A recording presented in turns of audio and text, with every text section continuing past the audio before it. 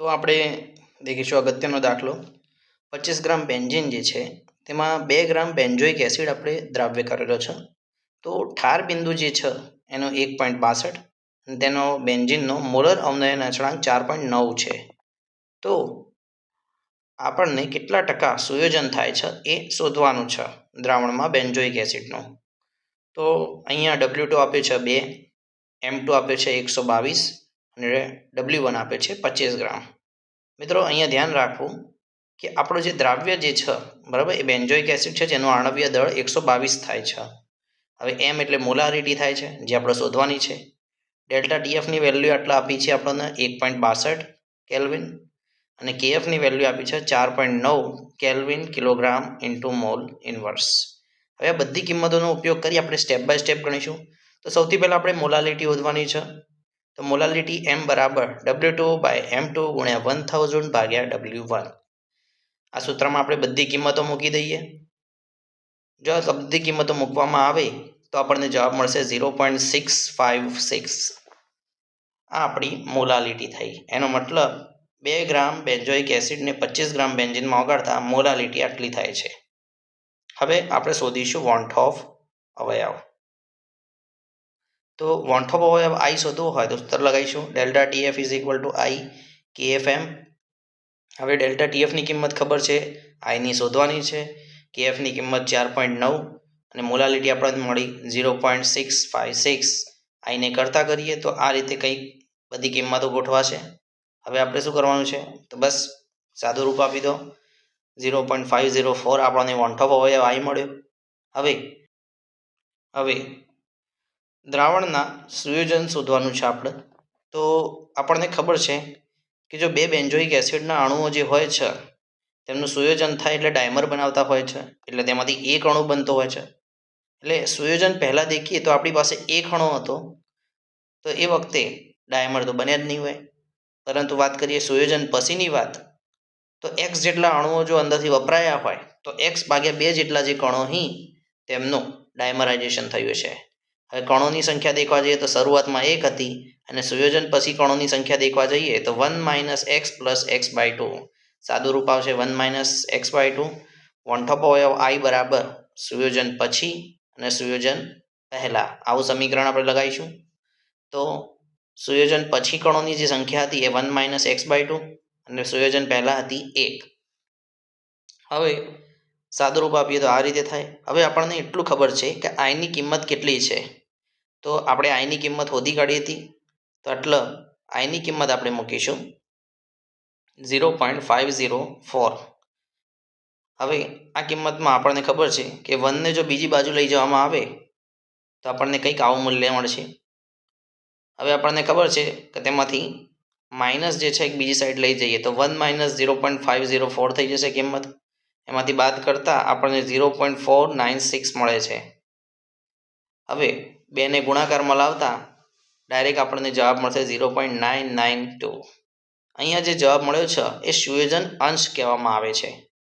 તો X જો સુયોજન અંશ હોય તો તેનો ગુણાકાર એટલે કે ટકાવારી શોધવી હોય અને 100 વડે ગુણવામાં આવે છે તો આપણને જવાબ મળશે 99.2%. એનો મતલબ 2 ગ્રામ બેન્ઝોઇક એસિડને 25 ગ્રામ બેન્ઝીનમાં દ્રાવ્ય કરતાં તેમાં 99.2% બેન્ઝોઇક એસિડનું સુયોજન થયું હશે. તો રકમમાં દર્શાવ્યા મુજબ 0.6 ml એસિટિક એસિડ જેની ઘનતા 1.06 છે, બરાબર, તેનું 1 લિટર દ્રાવણ બનાવવામાં આવ્યું છે. આપણને ઠાર બિંદુ અવનયન આપેલું છે. તો વોન્ટ ઓફ અવયવ I અને એસિડનો વિયોજન અચળાંક શોધવાનું છે આપણે. પહેલાં બધી કિંમતો લખી દઈએ આપણે. તો અહીંયા D એટલે કે ઘનતા આપેલી છે 1.06 ગ્રામ પ્રતિ ml. W2 આપણે શોધવાના છે. VMLની વાત કરીએ તો 0.6 ml છે. વાત કરીએ M2 આણવીય દળ, તો એસિટિક એસિડનો આવશે 60 ગ્રામ પ્રતિ મોલ. ડેલ્ટા TFની વાત કરીએ તો ડેલ્ટા TF બરાબર 0.0205 અંશ સેલ્સિયસ. અહીંયા W1ની કિંમત છે 1000 ગ્રામ. KFની મૂલ્ય છે 1.86 kelvin kilogram into mall inverse. આ કિંમત ફિક્સ યાદ રાખવાની છે અને વોન્ટ ઓફ અવયવ I બરાબર આપણને શોધવાના છે. મિત્રો KFની કિંમત જે છે એ ફિક્સ યાદ રાખવાની છે, એ રકમમાં લખેલી નહીં હોય. હવે સૌથી પહેલાં આપણે શોધીશું દળ એટલે કે M2. તો M2 કેવી રીતે શોધવું? તો D is equal to M by V આપણે જાણીએ જ છીએ સૂત્ર, જે M એ દળ છે અને V એ કદ છે. સ્પષ્ટ લખીએ. હવે આપણે એમ કરીએ કે આપણે દળ શોધવાનું છે તો એમને કરતા કરીશું. જો એમને કરતા કરીએ તો D ગુણ્યા V. હવે ડીની કિંમત છે 1.06 અને વીની કિંમત છે 0.6. હવે આ કિંમતો જે છે એનો ગુણાકાર કરીશું એટલે 0.636 ગ્રામ આટલો આપણને જવાબ મળે છે. એનો મતલબ કે 0.6 ml એસિટિક એસિડ એટલે 0.636 ગ્રામ એસિટિક એસિડ થાય છે. એટલે કે આપણને W2 અહીંયા મળી ગયો છે. હવે મોલાલિટી શોધીશું આના ઉપરથી. તો અહીંયા મોલાલિટી જે છે એ W2 બાય M2 ગુણ્યા 1000 ભાગ્યા W1. અહીંયા બધી કિંમત મૂકતા કંઈક આવી રીતે સમીકરણ તૈયાર થઈ જશે. હજાર ઉડી ગયા એટલે આપણને સીધો અહીંયા જવાબ મળે છે 0.0106. આ જે છે એ મોલાલિટી મળી છે, મતલબ આટલા મોલરનું દ્રાવણ તૈયાર થાય છે. હવે આ એસિટિક એસિડનો જે મોલર દ્રાવણ તૈયાર થયું છે તેના ઉપરથી આપણે વોન-ટોપ અવયવ I શોધીશું. તો આપણને ખબર છે એસિટિક એસિડ, તો એની વોન-ટોપ અવયવ શોધવા માટે સૌથી પહેલાં delta TF is equal two IKFM વાળું સૂત્ર યુઝ કરીશું. આઈને કરતા કરો એટલે ડેલ્ટા TF ભાગ્યા KFM. અહીંયા બધી કિંમતો આપણે મૂકી દઈએ. કિંમત મૂકતા આપણને જવાબ મળશે 1.041, જે આપણો વોન-ટોપ અવયવ I છે. હવે આ જે વોન-ટોપ અવયવ I મળ્યો તેના ઉપરથી આપણે વિયોજન અંશ શોધીશું. તો સૌથી પહેલાં વિયોજન અંશ શોધવા માટે આપણે સમીકરણ લખીશું. CH3COOH પ્રક્રિયા થઈ, મતલબ CH3COO માઇનસ આયન બનાવે છે અને H પ્લસ આયન છૂટો પડે છે. વિયોજન સમય પહેલાં દેખવા જઈએ તો વિયોજન થયું જ નથી, પરંતુ વિયોજન પછીની વાત કરીએ તો સમજી લઈએ કે 1 મોલમાંથી X મોલ જેટલા કણોનું વિયોજન થયું છે. તો X મોલ CH3COO માઇનસ મળશે અને X મોલ H પ્લસ મળશે. હવે જો શરૂઆતના N મોલ લીધા હોતા તો વિયોજન પછી પણ તમને N મોલ જેટલી ઘટના જ દેખવા મળતી. તો દરેકને આપણે N વડે ગુણી દઈએ.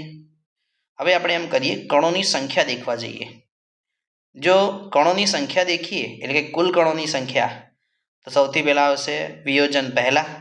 તો વિયોજન પહેલાં કેટલા હતા? તો N વત્તા 0 વત્તા 0 એટલે જવાબ આવશે N. અને વિયોજન પછીની વાત કરીએ તો N કૌંસમાં 1 minus X plus NX plus NX. હવે સાદું રૂપ આપીએ આપણે કંઈક, તો N માઇનસ NX વત્તા NX વત્તા NX. હવે NX NX ઉડી ગયા તો આપણો જવાબ જે છે એ આપણને મળશે N પ્લસ NX. હવે આમાંથી N કોમન નીકાળીએ તો બનશે N 1 પ્લસ X. મિત્રો, આ વિયોજન પછીના કણોની કુલ સંખ્યાનું સમીકરણ બની ગયું. હવે વિયોજન પહેલાં અને વિયોજન પછી તો આપણે વોન-ટોપ અવયવ આઈના વિશે જાણીએ છીએ. તો વોન-ટોપ અવયવ I બરાબર વિયોજન પહેલાં અને વિયોજન પછી તેની કિંમત આપણે મૂકીશું, એટલે કે વિયોજન પછી ભાગ્યા વિયોજન પહેલાં કરીશું. હવે N જતા રહ્યા તો આપણને જવાબ મળશે I બરાબર 1 પ્લસ X. હવે આપણે જાણીએ છીએ કે વોન-ટોપ અવયવ આઈની કિંમત શું છે. તો અહીંયા વોન-ટોપ અવયવ આઈની કિંમત 1.041 is equal two 1 plus x. સમીકરણમાં 1 પેલી સાઈડ લઈ જઈએ આપણે, જવાબ આવશે x બરાબર 0.041. એનો મતલબ કે અહીંયા જે આપણે સમીકરણ આગળ દેખ્યું હતું એમાં એક્સની આપણે કિંમત મૂકી હતી. હવે આપણે એમ દેખીશું કે આ જે એક્સની કિંમત છે એ કઈ રીતે ઉપયોગમાં લઈએ. તો કેસી બરાબર નિપજ ભાગ્યા પ્રક્રિયક સંતુલન અચળાંક શોધવા માટે. તો જરા ધ્યાનથી દેખીએ, નિપજની સંખ્યા અને પ્રક્રિયકની સંખ્યા. તો નિપજ કોણ છે? તો CH3COO માઇનસ અને H પ્લસ. પ્રક્રિયક કોણ છે? તો CH3COO H. હવે અંદર કિંમત મૂકીએ. અહીંયા દેખી શકીએ કે એક N અને એક N ઉડી ગયા તો જવાબ આવશે NX² ભાગ્યા 1 માઇનસ એક્સ. અહીંયા જે N જે કિંમત તમને આપવામાં આવેલી છે બરાબર, એ આપણી મોલારિટી છે. તો મોલારિટીની જે આપણે મૂલ્ય મળ્યું હતું એટલે કે જે મોલ હતા એના આપણે મૂલ્ય અહીંયા દર્શાવીશું અને એક્સ બરાબર આપણને ખબર છે 0.041 જવાબ આવ્યો હતો. આ કિંમતો આપણે અંદર મૂકી દઈએ. જો તમે આ કિંમતનો મૂક્યા પછી તેનો ગુણાકાર અને ભાગાકાર કરશો તો તમને જવાબ મળશે 1.86 ગુણ્યા 10⁻⁵. આ આપણો અંતિમ જવાબ છે.